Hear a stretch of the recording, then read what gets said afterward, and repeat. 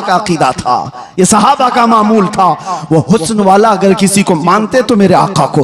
अब आखिरी आज से दिल पर हाथ रख करके बताओ, तुम्हारा ये ईमान है, तुम्हारा ये यकीन है, तुम्हारा ये मानना है कि इस कायनात में सबसे ज्यादा हुस्न वाला चेहरा मेरे आका का था? सब मानते हो? ईमान है सबका, यकीन है सबका, हुजूर का चेहरा सबसे हसीन था। तो फिर अपने चेहरे पर भी हाथ रख करके देखो, उस हुस्न वाले की पैरवी क्यों नहीं किया? दुनिया किसी एक्टर को देख करके ये समझती है कि ये बहुत अच्छा लग रहा है, हैंडसम लग रहा है, उसकी तरह मैं भी बनूं। और जबकि तुम कह रहे हो मदीने वाले से ज्यादा हसीन कोई था ही नहीं। तो ये मुजरा करने वाले, नाटक करने वाले तुम्हारे आइडियल कैसे हो सकते हैं, जिनको देखने के बाद औरत और मर्द का पता नहीं चलता? उन लोगों को, उन मुखन्नसों की तुम पैरकारी करते हुए अपने आप को क्या बना रखे हो? नौजवान कानों में बालियां, हाथों में चूड़ियां और चूटी भी रखने लगा, कपड़े इतने फाड़ कर पहनने लगा। कौन सी जात है ये? कौन सी मखलूक है?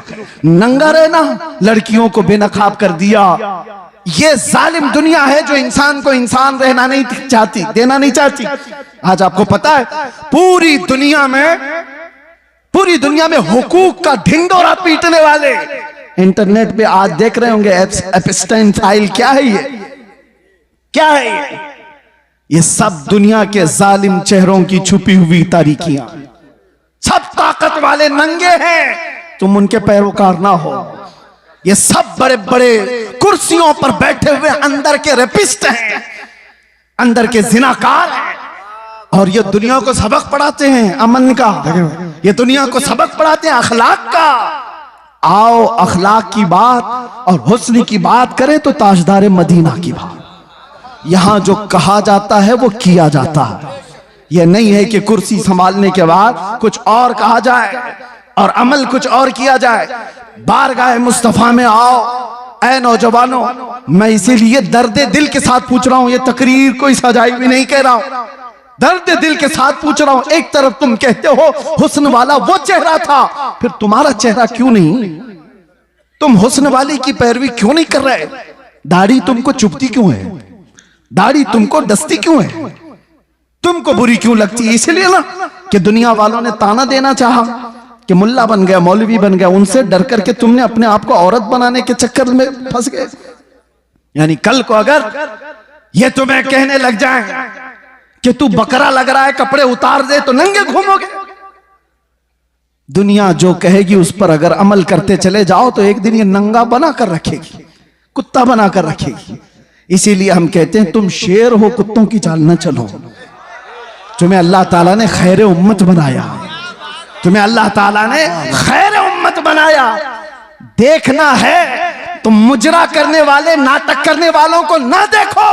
हमारे नौजवान का कोई आइडियल हो सकता है तो खालिद बिन वलीद है, हमारे नौजवानों का आइडियल हो सकता है तो सलाहुद्दीन अय्यूबी। आप उनको देखो, अरे जीने में मजा कुछ और आ जाए, जीने में मजा कुछ और आ जाए।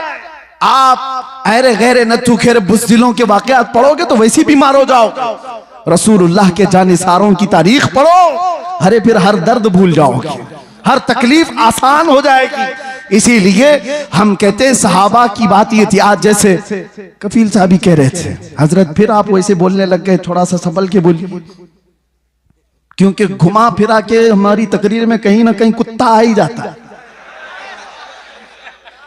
लेकिन मुझे बताओ, है भी तो एक मखलूक ना। कुत्ते को कुत्ता ना कहूं तो टॉमी बोलूं? आप मुझे बताइए, कुत्ते को कुत्ता ही तो कहा जाएगा। लेकिन किसी को तकलीफ होने लग गई तो हमें उसका क्या लेना देना? अगर आप ये बताएं, ये कह रहे थे थोड़ा सा, मैं आपसे ये कहता हूं मेरे अजीजों, हम कानून के खिलाफ नहीं जा रहे, लेकिन बात अगर मेरे मुस्तफा की इज्जत की आएगी तो हम किसी आसपास की सरहद को नहीं देखते।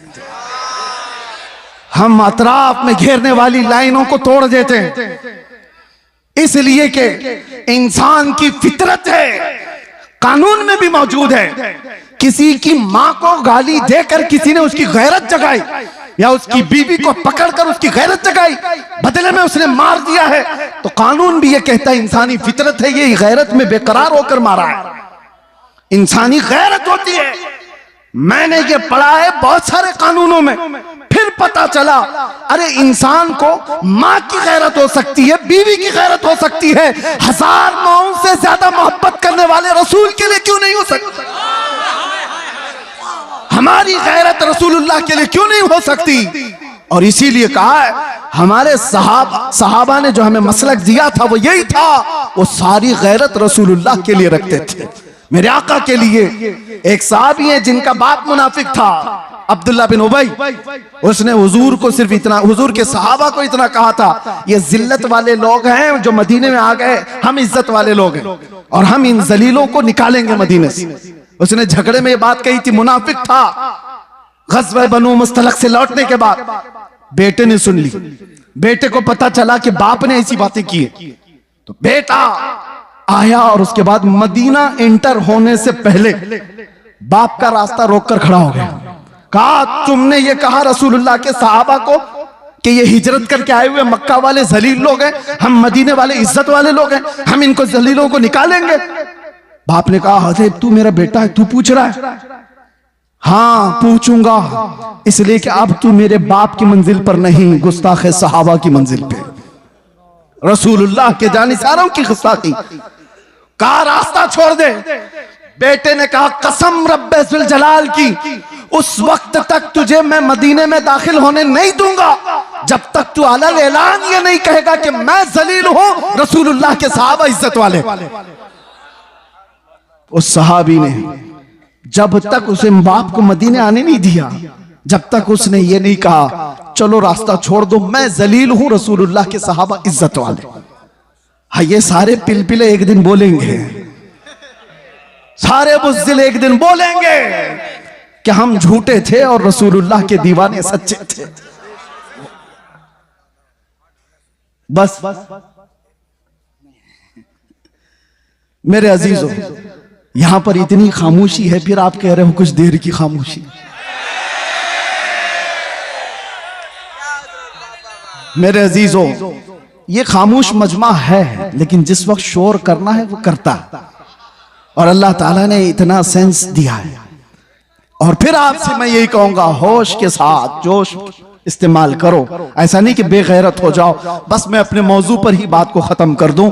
आओ हम इधर उधर की ना देखते हुए आज से रातों को ये तड़प लेकर के सोएं कि आंखें बंद हों कि जब रसूल पाक सल्लल्लाहु ताला अलैहि वसल्लम का दीदार हो जाए, और यूं अर्ज करो, या रसूल अल्लाह मैं सो जाऊं या मुस्तफ़ा कहते कहते, खुले आंख सल्ले अला कहते कहते जिंदगी इस तरह से गुजरती जाए तो फिर देखना मेरे अजीजों, जिस गली से गुजरो तुम्हारा नाम पूछने की किसी को जरूरत नहीं होगी कि तू मुसलमान है कि क्या है। तुम्हें आजमाने के लिए लोग तुम्हारा नाम, तुम्हारे बाप का नाम, तुम्हारे दादा का नाम नहीं पूछेंगे, वो चलता हुआ दूर से देखकर कहेंगे खुशबू बताती है मदीने वाले का, इसकी चाल चलन बताती है मदीने वाले का है, इसका उठना बैठना बताता है मदीने वाले का है। लेकिन लाओ तो सही अपनी जिंदगी में रोजाना मेरे आका का कसरत से जिक्र करो, सुबह उठो शाम में उठो, कसरत से मेरे आका पर दुरूद पढ़ते जाओ, इसलिए कि जो जिसका जितना जिक्र करता है वो उसका फिदाई बनता चला जाता है, जिसका नाम ज्यादा लेता है उससे वो करीब होता ही चला जाता है। इसीलिए मेरे आका ने फरमाया, क़यामत के दिन सबसे ज्यादा मुझसे करीब वो होगा जो सबसे ज्यादा दुरूद पढ़ता था।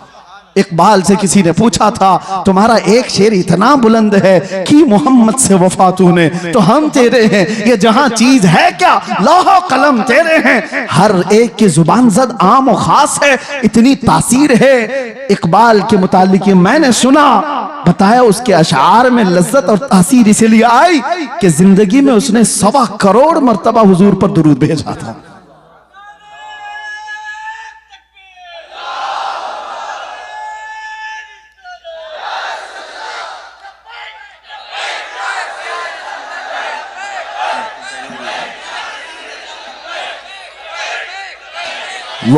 बस वक्त की यहाँ पाबंदी नहीं है, मुझे उन्होंने वक्त के लिए नहीं कहा है, लेकिन बात मेरे मुस्तफा की आए तो नौजवानों को इतनी बात याद रखनी चाहिए। हम सबसे ज्यादा माँ बाप भाई बहन रिश्तेदार सारी दुनिया से ज्यादा हुजूर से जब तक मोहब्बत ना करे ईमान कामिल नहीं। लेकिन साथ में ये हदीस तो पता है, एक और हदीस, अगर आपने कह दिया या रसूल अल्लाह मैं आपसे बहुत मोहब्बत करता हूं, कहोगे आप, कहते हो आई लव सैयदुना, ये तो अभी ट्रेंड चला था ना, सब जगह कहा आपने। सेम ये वर्ड एक सहाबी ने कहा था, वल्लाहि इन्नी लउहिब्बका या रसूल अल्लाह, कसम खुदा की है अल्लाह के रसूल मैं आपसे मोहब्बत करता हूं। ये जुमला वही है, लउहिब्बका या रसूल अल्लाह, मैं आपसे बेहद मोहब्बत करता हूं। हुजूर ने क्या कहा, उन्जुर माजा तकूल, सोच के बोल क्या कह रहा है। समझ रहे हैं, अभी आपने कह तो दिया हम हुजूर से मोहब्बत करते हैं, मगर हुजूर कहते हैं सोच के बोल क्या कह रहा है।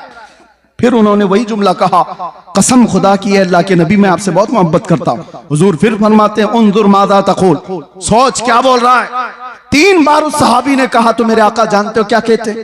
हुजूर फरमाते हैं अगर तू अपनी बात में सच्चा है तो इंतजार कर, मुसीबतें इतनी तेजी से आएंगी जैसे पहाड़ से पानी आता है।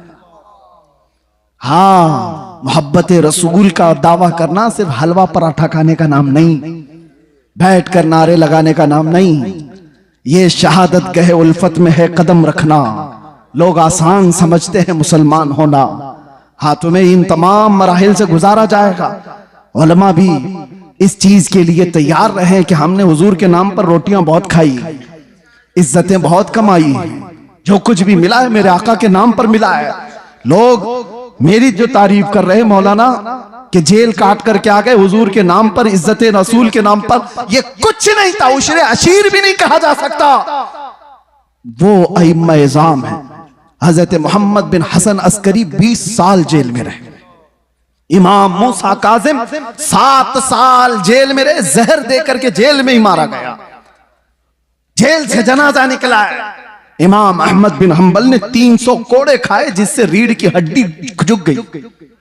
उन्होंने मोहब्बत मुस्तफा में ये सब बर्दाश्त किए। फिर आज हम ये कहते हैं मसलहत का पर्दा देखो, हिकमत की चादर में छुपे रहो। मैं पूछता हूं, मैं जो बात कहने जा रहा था बीच में डिस्कनेक्ट हुई। एक सवाल मुझे बताओ, आज मुझे भी नसीहत करो, मेरे भी बच्चे हैं छोटे से, मेरा भी घर बार है, मेरे भी रिश्तेदार, मेरी माँ है, भाई बहन है, सबको दर्द होता है। लेकिन जो लोग नसीहत करते हैं कि बच्चों का ख्याल करो, घर का ख्याल रखो, बीवी बच्चों का, माँ बहनों का ख्याल रखो, उनके आंसू से देखो, मैं पूछता हूं वो बद्र में जाने वाले सहाबा के क्या बच्चे नहीं थे? उहद में मेरे आका के साथ जाने वालों की बहनें नहीं थी? उनका खानदान नहीं था?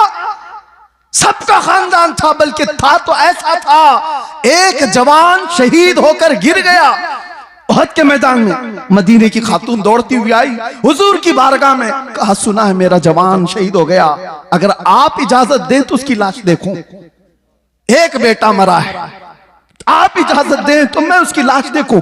कहा जा इजाजत से। वो आती है तो जानते हो, उस नौजवान का जुब्बा उठा करके पीठ पे हाथ फेरती है और उसके बाद फिर पलटाती है लाश और सजदे में गिर जाती। देखने वाले सहाबा ने पूछा, माई क्या कर रही हो शहीद बच्चे के साथ? सुनो तवज्जो के साथ जो कहते हैं, घर बार भी देखो।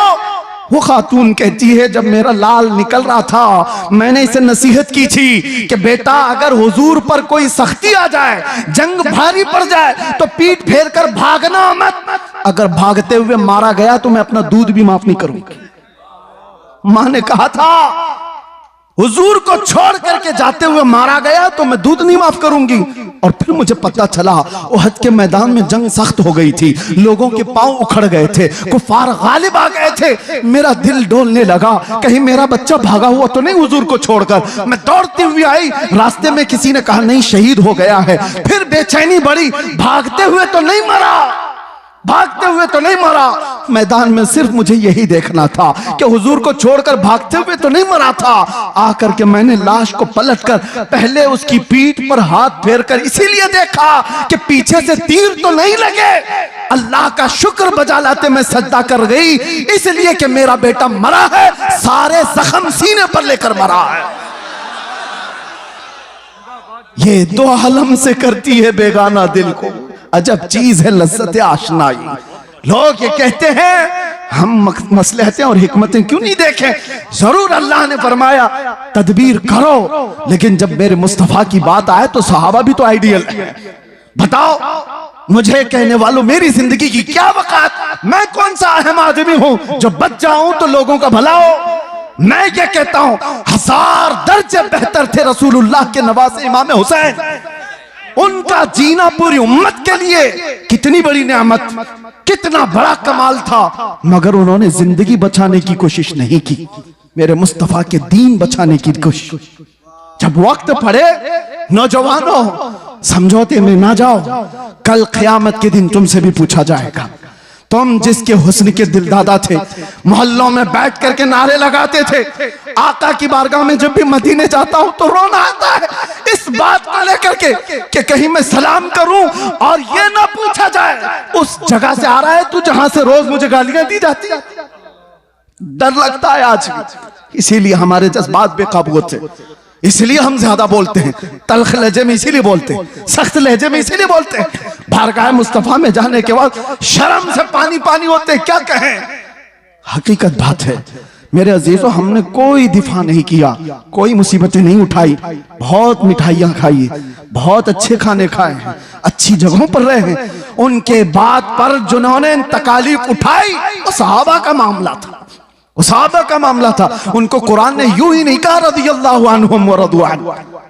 हजरत अबू हुरैरा कहते हैं एक जंग में हम ऐसे गए थे हुजूर के साथ कि हमारे पैरों के पूरे नाखून उखड़ गए थे, पैरों में हमने कपड़े बांधे थे, ग़ज़वा ज़ातुर रिक़ा उसको कहा जाता है, पैरों के अंदर पूरे नाखून उखड़ गए थे। उस वक्त हुजूर ने पूछा था जो जाना चाहे पीछे जा सकता। सहाबा ने जोश में कहा था आका आप तो यहां तक लाए, मुल्क यमन तक भी आप ले जाए, हम पीछे पलट कर नहीं देखेंगे, पीछे पलट कर नहीं देखेंगे। वो सहाबा थे जो मेरे आका के लिए जीते थे, उनका जीना मरना सब कुछ रसूलुल्लाह के लिए था। और फिर उन्होंने ये ऐलान किया था आका की बारगाह में कि या रसूल अल्लाह, एक साहबी उनके हाथ की नस कट गई और खून बहता हुआ हुजूर के जिस्म पर आया था, हुजूर के जिस्म पर। और जब हुजूर पाक सल्लल्लाहु ताला अलैहि वसल्लम उनके हाथ पर हाथ रखकर पट्टी करने लगे, अरे दर्द के मारे तलवार का जख्म खाया हुआ आदमी बिलबिलाता है, वो मुस्कुरा रहे थे, जंगे खंदक में मुस्कुरा रहे थे। हुजूर ने देखा और कहा क्यों मुस्कुराते हो। कहा या रसूल अल्लाह कुल्लु मुसीबतिन बादका जुललुन, आपके होते हुए हर मुसीबत छोटी है, हर जख्म हल्का है। जब वो बेहिजाब हो गए, खार भी गुलाब हो गए, बस देर इस बात की है कि एक दिन वो आ जाए, मेरे आका बेहिजाब हो जाए, इस प्यासी उम्मत की बेताबी मिट जाएगी। यकीन जानो मेरे अजीजों, किसी और की तलब न रखो। आज के दिन तुम्हें उठाने वाला आप कोई आएगा नहीं, हो सकता है नोचने वालों की तादाद ज्यादा है, तुम्हारे जेबों पर नजर रखने वालों की तादाद ज्यादा है। यहाँ लूट खसोट की दुनिया चल रही है, हर कोई अपने अपने हलकों के चक्कर में पड़ा हुआ है। एक बात याद रखो, छोड़ो ये सारे तमाशे, बारगाह मुस्तफा की तरफ लो लगाओ। इस बेताब उम्मत का, बेकरार उम्मत का इलाज इतना ही है, आका इन आवारा आंखों को एक बार दीदार अता कर दो, अपने हुस्न में महव कर दो, ताकि अब आंखें बेकार ना जाएं, हसीनाओं के चक्कर में हम गुमराह ना हो। फिर दुआ करते हुए जाते हैं, चमक तुझसे पाते हैं सब पाने वाले। या रसूल अल्लाह मेरा दिल भी चमका दे, मेरा दिल भी चमका दे, मेरा दिल भी चमका दे, चमकाने वाले। बरसता नहीं देख कर अब्र रहमत, बदों पर भी बरसा दे बरसाने वाले। मैं मुजरिम हूँ आका, मुझे साथ ले लो, कि रस्ते में है जा बजा थाने वाले, कि रस्ते में है जा बजा थाने वाले। आका अभी वो उम्मी फिदा का या रसूल अल्लाह, तलब है तो सिर्फ एक ही तलब है, सुना है आप हर आशिक के घर तशरीफ लाते हैं, मेरे घर में भी हो जाए चरागा, मेरे दिल में भी हो जाए चरागा। लब्बैक या रसूल अल्लाह, लब्बैक या रसूल अल्लाह, लब्बैक या रसूल अल्लाह।